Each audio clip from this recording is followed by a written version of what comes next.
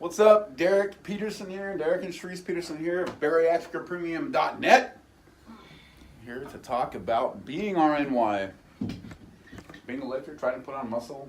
Of course, being RNY versus being a sleeve patient or a duodenal switch or a lap band. Completely different. I'm going to speak from my experience that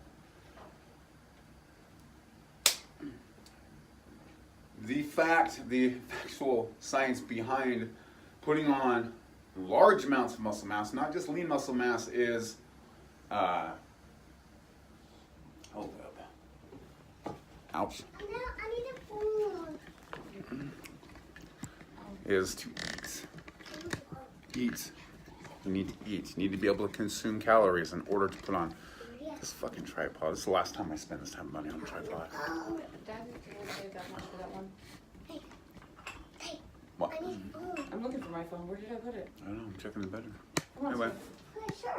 So the secret to be putting on muscle mass is to increase calories, increase carbohydrates, and to retain that muscle mass and maintain that muscle mass, and protein, of course. So as a Roux-en-Y patient, it's hard. It really is. And hi, Jennifer. When it comes to doing it, it's something that, and this morning is a great example. I mean, I woke up and I was just like, okay, I'm really sore. I'm really sore because the first 2 days of the week, me and Sharice lift fucking heavy as hell, as heavy as we can. And then we take a break, like a breather, on Wednesday and do light work like we're getting ready to do in our little office here, little gym here. And the rest of the week, we'll just do moderate weight. So, woke up this morning, usually do fasted type of walking or whatever. After my fasted walking was done, I come home and I ate a banana and a moderately high calorie meal, which consisted of ground turkey, meatloaf with a delicious avocado sauce that Sharice likes to make. And it didn't sit right.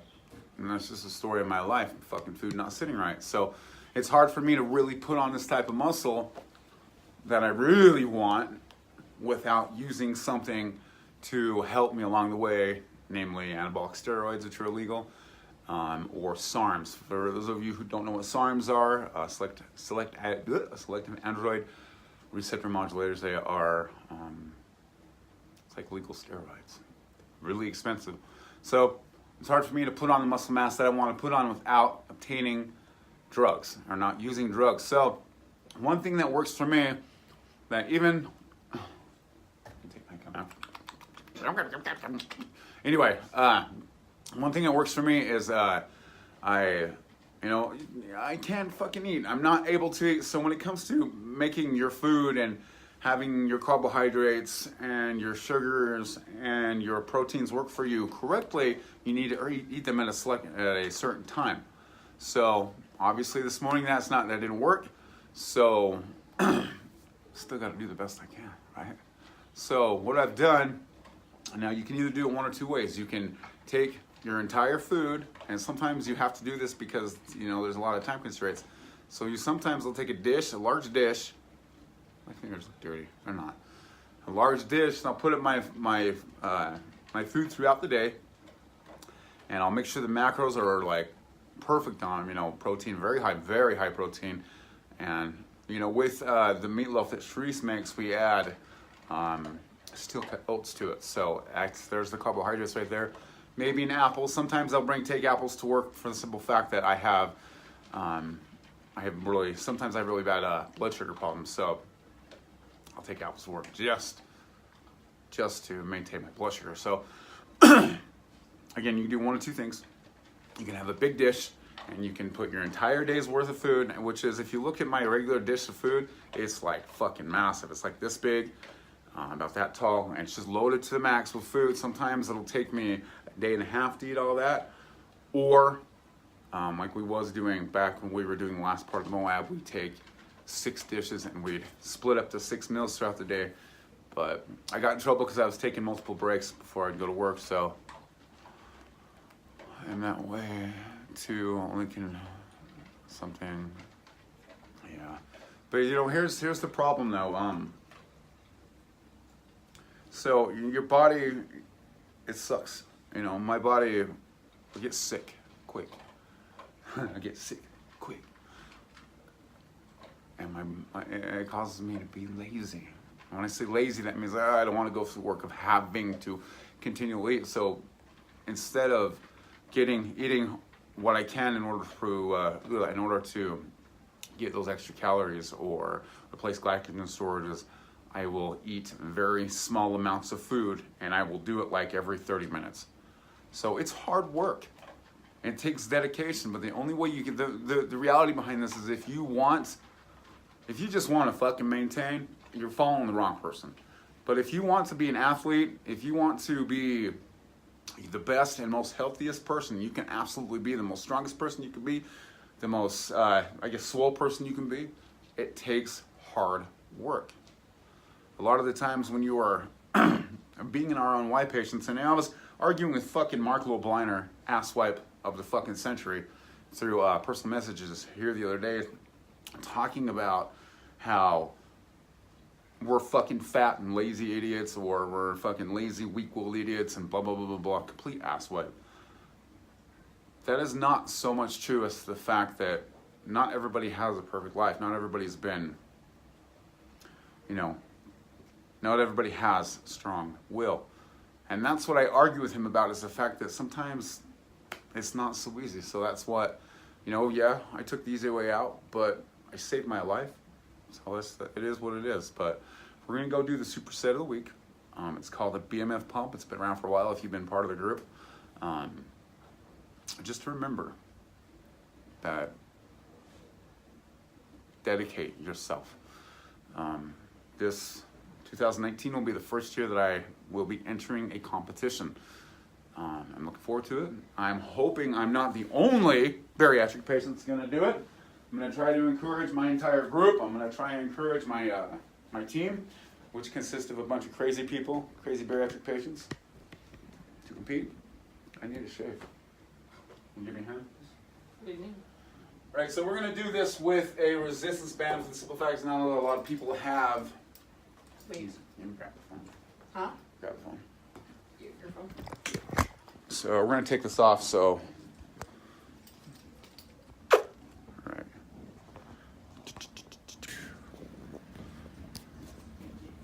Go over. Make sure I gotta get my full light. Well, look at this. What's this, Sharice? The elimination diet, that's what to add. Elimination diet. What One to of the add things- to your diet. It's not so much what you need to be adding, it's what you need to be taking out of your diet. The things that are added to the diet are things that help lower inflammation. The things that are taken out also help lower inflammation because they're taken out. Where can you find it? bariatricpremium.net. Boom! bariatricpremium.net. Draft for free. Anyway, let's get it. Alright, so this is the BMF pump. BMF pump is bicep, tricep supersets. And it's not like, okay, you know what? I'm telling you what. Do this superset every day for a month. Oops. It's a simple burnout exercise. You put your foot, or you put 1 foot, or you put 2 feet. Show my feet. Okay, 2 feet. The difference between putting 2 feet up is tension. 1 foot, less tension. All depends how you're doing it. I would suggest wearing shoes because that's kind of painful. So it's very simple. You can either lock your elbows and isolate the bicep. If you're going to isolate your bicep, don't wrap your thumb. Just use your palms like you so. If you're going to hit the entire arm from the brachioradialis muscle up to the bicep,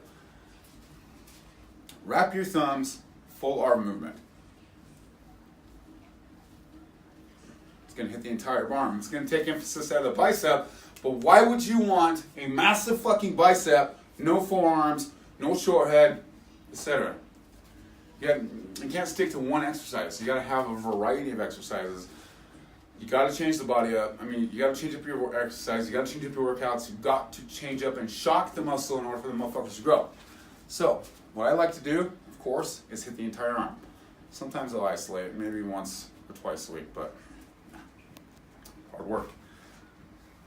Pardon my shaking.